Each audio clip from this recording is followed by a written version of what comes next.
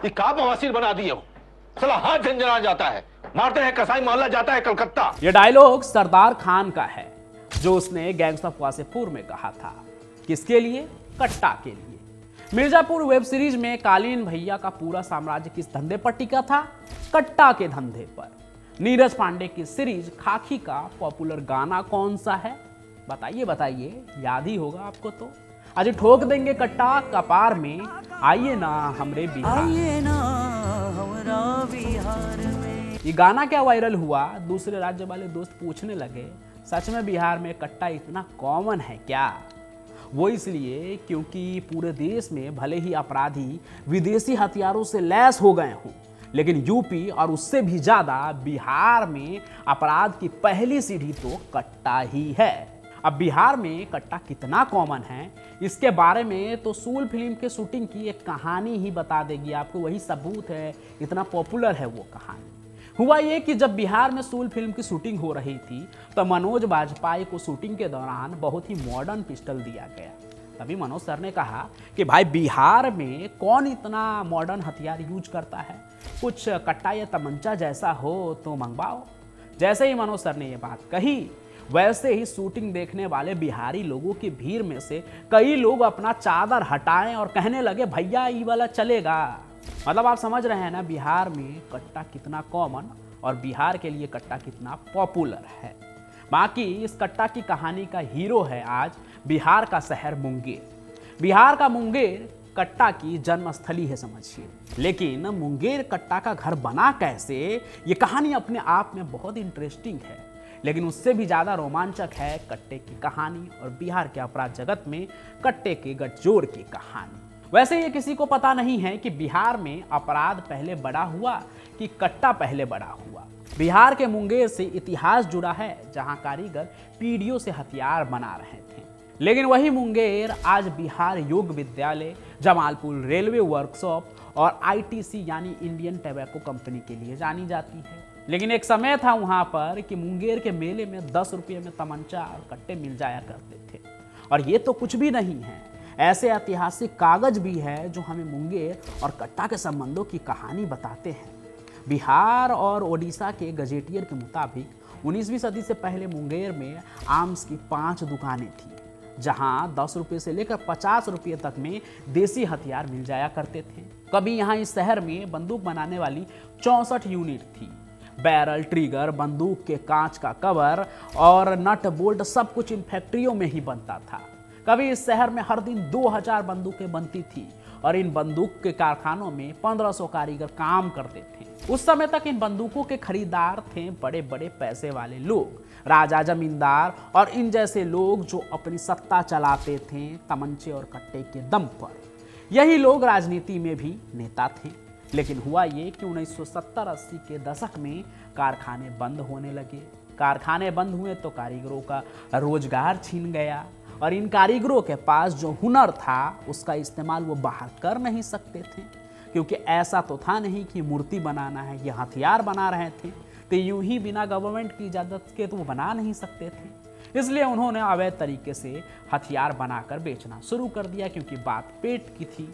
इस तरह मुंगेर में तमंचे बनाने के अवैध कारखाने चल निकले। बाजार में हथियारों के नए खरीदार भी आ गए थे और ये वही समय था जब बिहार में राजनीति बदल रही थी। छात्र आंदोलन से नए नए नेता निकल रहे थे और नए नेता पुराने बड़े बड़े नेताओं को चैलेंज कर रहे थे। जातिगत ग्रुप बन रहे थे जिनको तरह तरह की आर्मी का नाम दिया जा रहा था। कम्युनिज्म का चलन भी था। सब मिलाकर ऐसा दौर था जिसमें सब कुछ कर दिखाना था, बड़ा बनने की होड़ थी।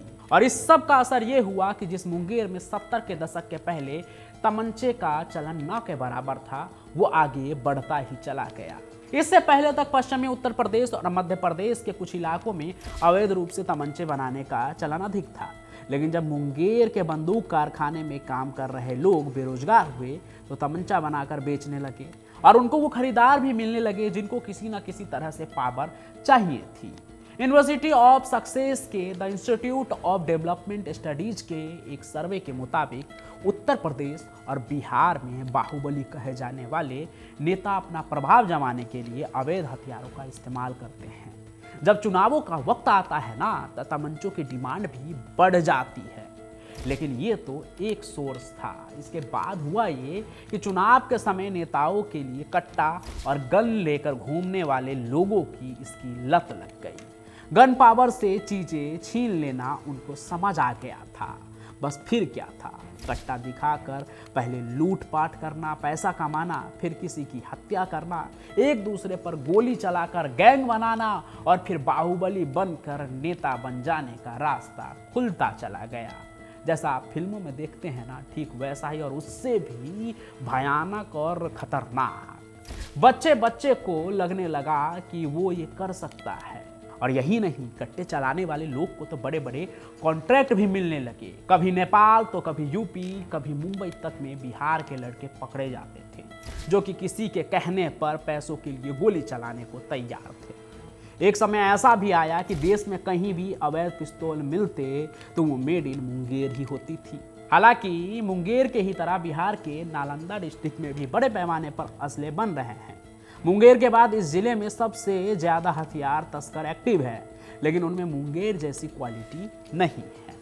एक मजेदार बात और बताता हूं कि बिहार के मुंगेर में तो एक कट्टा क्वीन भी है।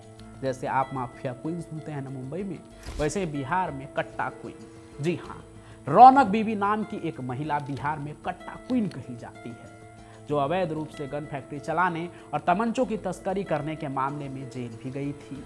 हालांकि वो बाद में छूट भी गई थी। जाना आना तो लगा ही रहता है ऐसे लोगों का, आपको पता ही है। बीबी रौनक मुंगेर के कुख्यात तस्कर शमशेर की पत्नी है। बाकी वापस आते हैं अपने कट्टे की कहानी पर। तो आप ये सोच रहे होंगे कि बिहार की पुलिस क्या कर रही है जब कट्टे का यह अवैध व्यापार जो है इतना बड़ा चल रहा है, और अवैध हथियार का ये धंधा वर्क कैसे करता है। तो देखिए, इस धंधे को चलाने के लिए तस्कर काफ़ी दिमाग लगाते हैं, क्योंकि पुलिस की निगरानी खूब होती है। ऐसा नहीं है कि पुलिस एकदम से साइड है और धंधा चल रहा है। पुलिस इन लोगों के छानबीन में हमेशा लगी रहती है। ऐसे में तस्कर पुलिस से बचने के लिए छोटे छोटे शहरों में 3-4 महीने के लिए किराए पर घर ले लेते हैं। वहाँ लेथ मशीनें लगाते हैं और तमंचों को असेंबल करते रहते हैं। ये सब बहुत ही कम जगह में ना हो जाता है, इसलिए ये किराए का घर लेकर भी ये सब ऑपरेट कर लेते हैं, किसी गली के किसी मकान में, किसी कमरे में, और किसी को पता भी नहीं चलता है। जब पता चलता है तो ठिकाना बदल लेते हैं। ये अवैध गन फैक्ट्री टेम्पररी होती है, यानी कि उनके काम करने का तरीका बदलता रहता है। तस्कर कट्टा बनाने के लिए ना कारीगरों को मुंगेर, नालंदा, मुरैना, भिंड जैसी जगहों से बुलाते हैं। फिर उन्हें भाड़े के मकान में रखा जाता है, जैसा कि मैंने बताया, जहां गन के अलग अलग पार्ट जैसे कि स्प्रिंग, बट, बैरल, ये सब कुछ ना अलग अलग जगहों से ये मंगवाते हैं, ताकि वो किसी के भी पकड़ में ना आ सके। क्योंकि एक जगह से ये सभी चीज़ें मंगवाएंगे और एक जगह से ही इनके पास आएगा, तो ऐसे में शक हो सकता है। इसलिए ये पूरी प्लानिंग के साथ सब कुछ अलग अलग जगह से अलग अलग समय पर अपने पास लाते हैं, ताकि किसी को कोई शक ना हो कि क्या चल रहा है।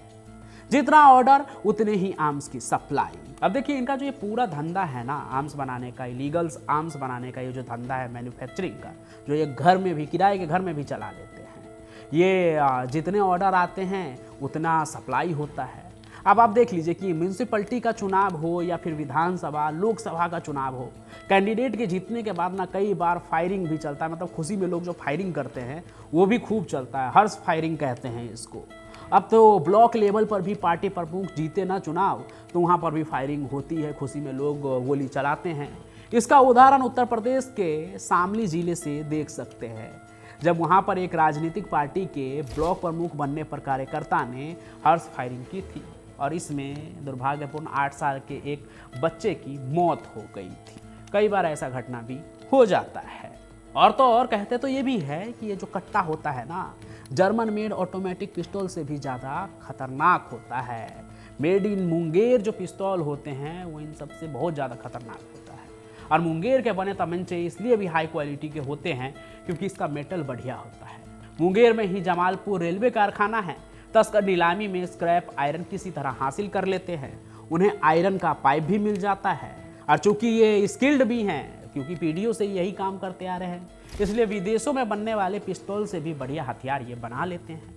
अगर दूसरे राज्यों में बने तमंचों को देखें तो कई बार फायर करते वक्त पाइप फट भी जाता है। आज की कहानी की शुरुआत भी हमने वहीं से की। आपने गैंग्स ऑफ वासेपुर में भी देखा होगा कि जब वो कट्टा चलाते हैं तो हाथ एकदम झनझना जाता है, या फिर कई बार तो गोली ही अटक जाता है।